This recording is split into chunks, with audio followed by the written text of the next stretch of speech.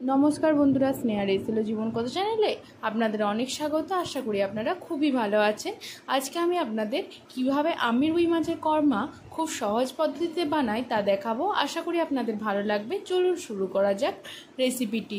এই জন্য দেখুন, প্রথমেই আমরা এখানে রুই মাছের রিং পিসগুলিকে নিয়েছি। এরপর ওর মধ্যে একে একে দিয়ে দিয়েছি লবণ, হলুদ,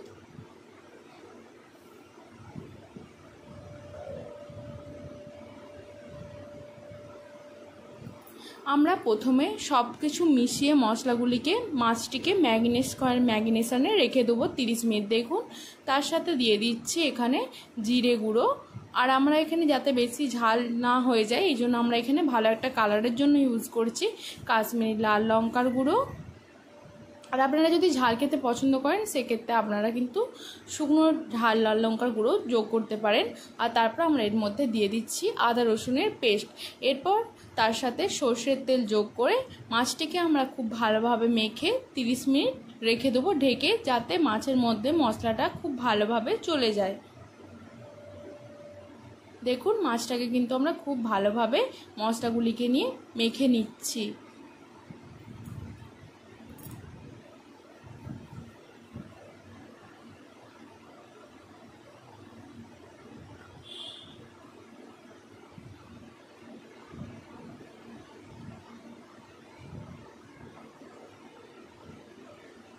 আর দেখুন, মাছের কিন্তু রিং পিসগুলিকেই আমরা নেওয়ার চেষ্টা করেছি, একটু বড় বড় সাইজের। এরপর কড়াইতে তেল দিয়ে তার মধ্যে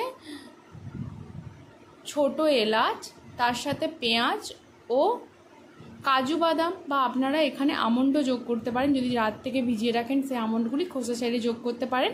সব কিছু আমরা লাল লাল করে ভেজে নিয়েছি।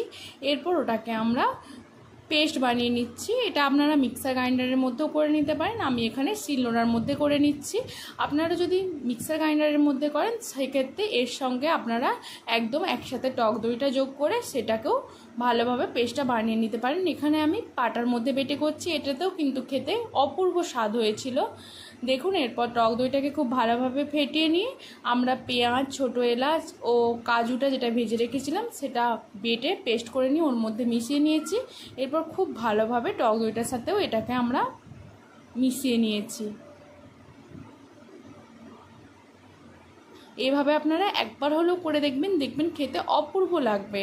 এরপর আমরা কড়াইতে তেল যোগ করেছি, তেল যোগ করে মাছগুলিকে ভেজে নিয়েছি। খুব বেশি কিন্তু ভাজা যাবে না, যদি খুব বেশি কড়া করে ভেজে নেন সেক্ষেত্রে কিন্তু এই তরকারিটা খেতে খুব একটা ভালো লাগবে না। তাই মাছটাকে খুব বেশি কড়া করেও ভাজবেন না আর খুব কমও ভাজবেন না, সেরকম একটা মোটামুটি আপনারা ভেজে নেবেন।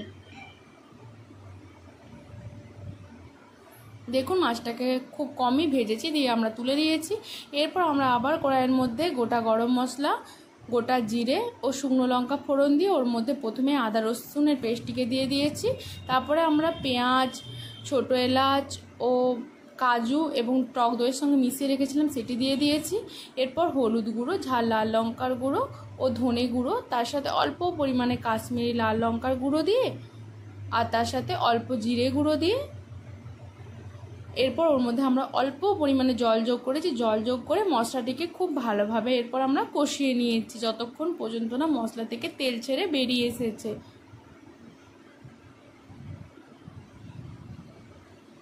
দেখুন, মশলাটি আমরা খুব ভালোভাবে এখন কষিয়ে নিয়েছি। মশলা থেকে পুরোপুরিভাবে তেলটা কিন্তু ছেড়ে বেরিয়ে এসেছে। এরপর আমরা ওর মধ্যে পরিমাণ মতো জল দিয়ে দিয়েছি।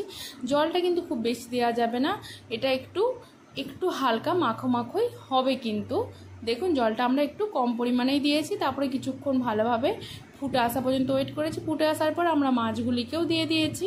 মাছগুলিকে দিয়ে ভালোভাবে ফুটিয়ে নিচ্ছি যাতে মাছের মধ্যে মশলাটি খুব ভালোভাবে চলে যায়।